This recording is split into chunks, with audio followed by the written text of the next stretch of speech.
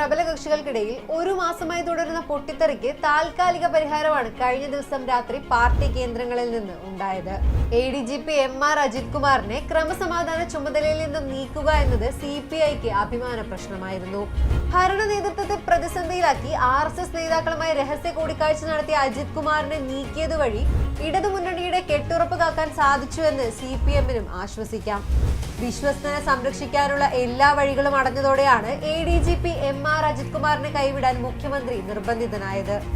ഇടതുമുന്നണിയിലെ രണ്ടാമത്തെ കക്ഷിയായ CPIയുടെ ആവശ്യത്തെ ആദ്യം അവഗണിച്ചും പിന്നീട് അടിച്ചമർത്തിയും ഒരു മാസത്തോളം മുന്നോട്ട് പോയ പിണറായി പാർട്ടിക്കകത്തും മുന്നണിയിലും സമ്മർദ്ദം ശക്തമായതോടെയാണ് വഴങ്ങിയത്. PV അൻവർ MLA ആരോപണങ്ങൾ ഉന്നയിച്ചതിന് തൊട്ടു പിന്നാലെ സെപ്റ്റംബർ 2-നാണ് മുഖ്യമന്ത്രി അന്വേഷണം പ്രഖ്യാപിച്ചത്.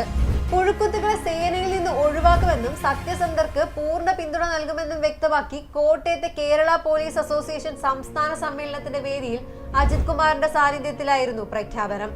ക്രമസമാധാന ചുമതലയിൽ നിന്നും അജിത്തിനെ നീക്കാൻ മുഖ്യമന്ത്രി ഒരുങ്ങുന്നു എന്ന പ്രതീതി ഇതുകൊണ്ടുണ്ടായെങ്കിലും പിന്നീടൊന്നും സംഭവിച്ചില്ല.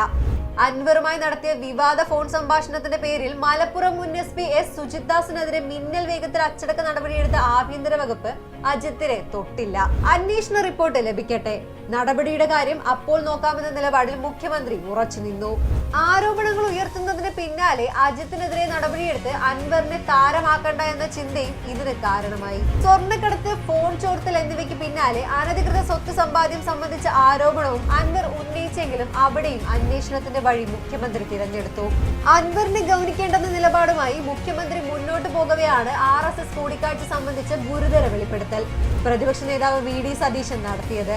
RSS നേതാവിനെ അജിത് കുമാർ രഹസ്യമായി കണ്ടെന്നും തൃശൂർ പൂരം കലക്കാൻ ഗൂഢാലോചന നടന്നുവെന്നും തൃശൂരിൽ BJPയുടെ ജയത്തിന് അത് വഴിവെച്ചെന്നുമുള്ള ആരോപണം ഇടതുമുന്നണിയെയും മുഖ്യമന്ത്രിയെയും വെട്ടിലാക്കി.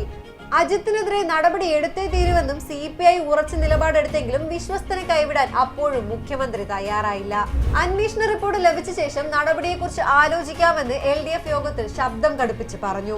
അന്വേഷണത്തിന്റെ പേരിൽ പരമാവധി സമയം തള്ളി നീക്കിയ മുഖ്യമന്ത്രിയുടെ കയ്യിലേക്ക് ഇന്നലെ രാവിലെയാണ് റിപ്പോർട്ട് എത്തിയത്. നിയമസഭാ സമ്മേളനം പൂർണ്ണതോതിൽ ആരംഭിക്കാനിരിക്കെ വിശ്വസ്തനെ ഇനിയും സംരക്ഷിക്കാനാവില്ലെന്ന യാഥാർത്ഥ്യം മുഖ്യമന്ത്രി ഉൾക്കൊണ്ടു. കൂടുതൽ വാർത്തകൾക്കും വിശേഷങ്ങൾക്കുമായി ഞങ്ങളുടെ channel like, share and subscribe ചെയ്യുക. ഞങ്ങളുടെ വീഡിയോകൾ ഉടനടി നിങ്ങളിലേക്ക് ലഭ്യമാകാൻ സബ്സ്ക്രൈബ് ബട്ടണിലെ ഓൾ ഓപ്ഷൻ എനേബിൾ ചെയ്യാനും മറക്കരുത്.